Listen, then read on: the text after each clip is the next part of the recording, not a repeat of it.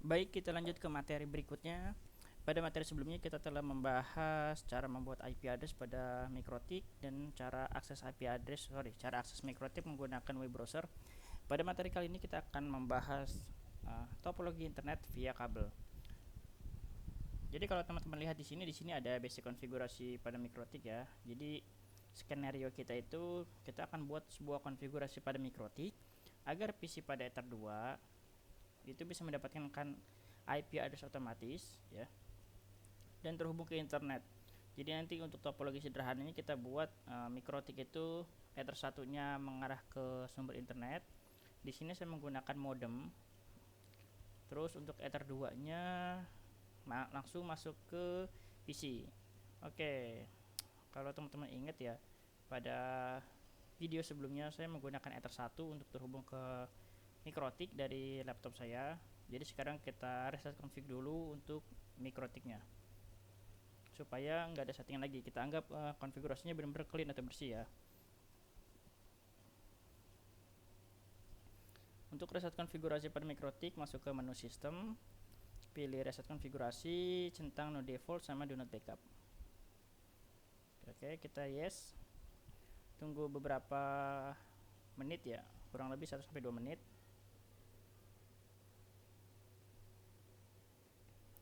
Oke, kalau teman-teman lihat di sini ya, di sini untuk mikrotiknya sudah terdetek ya.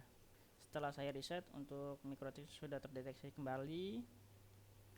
Untuk default loginnya balik ke awal di admin sama tanpa password. Kita login. Nanti akan diinstruksikan untuk membuat password login baru. Untuk old passwordnya tanpa password, nih passwordnya kita buat lagi di change. Oke, setelah dibuat kita bisa close, kita buka lagi atau bisa pilih opsi new inbox tadi. Jadi kita login lagi menggunakan password. Oke, sekarang lanjut kita masuk ke topologinya. Di sini saya Ether 1 sudah saya hubungkan ya, dari mikrotik itu sudah masuk ke modem internet saya. Ether 2 masuk ke PC. Kita cek di sini, masuk ke menu interface. Nah, di sini Ether 1-nya udah running. Biar enak saya namain aja ya. Namain internet. Oke, untuk Ether 2-nya saya kasih nama di sini laptop. Ini opsional ya. Jadi nggak harus kayak gini, tapi ini opsional untuk memudahkan aja. Oke. Next kita masuk ke materi lagi. Oke, kalau teman-teman lihat di sini, sebelum masuk ke konfigurasi, di sini kita lihat slide selanjutnya dulu. Di sini ada basic knowledge atau pengetahuan dasar yang wajib teman-teman pahami sebelum kalian melakukan konfigurasi pada mikrotik ya untuk internet gateway. Bagi teman-teman yang udah paham mungkin bisa di skip, tapi bagi yang belum paham sedikit saya akan kasih penjelasan.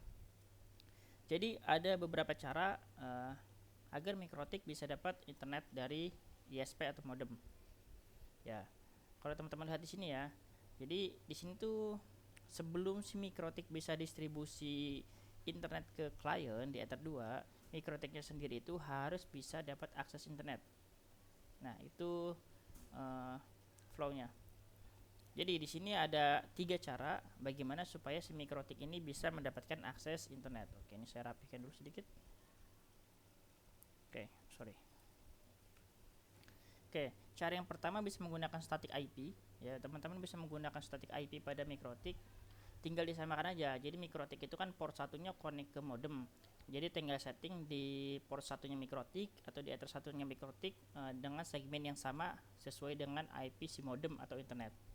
Ya, nanti kalau static IP berarti kita setting ada beberapa kali settingan. Yang pertama kita setting IP address-nya, yang kedua kita setting DNS-nya, nah, yang ketiga kita bisa setting NAT. Kalau NAT memang udah pasti harus kita setting ya. Tapi jatuhnya oh ya, yang keempat kita setting lagi nanti ada yang namanya default route. Kalau kita setting static. Oke. Yang kedua dynamic. Dynamic IP ini adalah settingan yang paling banyak digunakan dengan syarat si modem ISP itu udah provide di HCP server. Jadi kita bisa melakukan request di HCP client. Nah, ini nanti skema ini akan kita gunakan pada Ether 1. Lalu yang terakhir ada PPOE. PPOE ini konsepnya hampir mirip sama seperti static IP, bedanya dia menggunakan akun. Jadi tinggal dial PPOE client.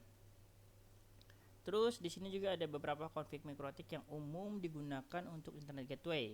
Yang pertama ada DHCP client. Itu fungsinya agar kita minta IP dari DHCP server. Dalam hal ini berarti nanti mikrotik jadi DHCP client, si modem ISP-nya itu dia jadi DHCP server. Oke.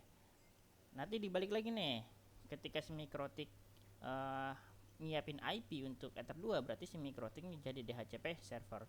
Jadi kalau di Ether 1 mikrotik jadi DHCP client, di Ether 2 mikrotik jadi DHCP server. Oke, ada NAT. NAT ini fungsinya untuk translasi IP. Jadi normalnya user itu nggak akan bisa akses internet tanpa IP public. Tapi dengan fitur NAT ini, walaupun si mikrotik hanya punya IP lokal, karena si ISP ini nanti dia provide IP public dari sumbernya, maka fungsi NAT ini untuk translate jadi dari IP lokal ke IP public agar bisa berselancar di internet. Lalu ada masquerade. Masquerade ini action di dalam NAT. Tujuannya untuk keluar juga ke internet, cuman menggunakan dynamic IP public. Jadi action pada fitur NAT ini digunakan untuk masking IP. Ya, jadi kalau kita nggak tahu IP public yang kita punya berapa, itu pakai fitur masquerade actionnya. Tapi kalau kita punya static IP public dari modem, itu bisa langsung kita gunakan pakai src NAT. Oke. Lanjut, di sini ada tahap konfigurasi. Di sini ada 4 konfigurasi ya yang kita butuhkan untuk supaya si mikrotiknya bisa dapat akses internet dan bisa provide akses internetnya ke klien juga via Ether 2. Jadi ada pertama request DHCP client, yang kedua buat IP address, yang ketiga DHCP server yang kita config untuk Ether 2, yang keempat kita config NAT. Oke, cukup sampai ini aja.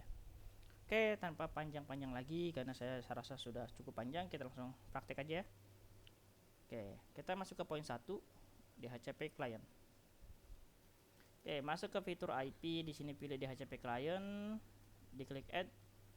Ya, nama kliennya bebas ya. Contoh di sini internet aja. Tapi ini bebas ya. Pilih Ether 1, ini tinggal di apply, oke. Oke, di sini sudah dapat IP.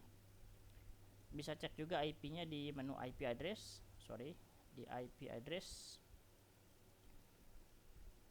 Oke. Ya, teman-teman bisa lihat di sini ya. Logo D berarti dynamic.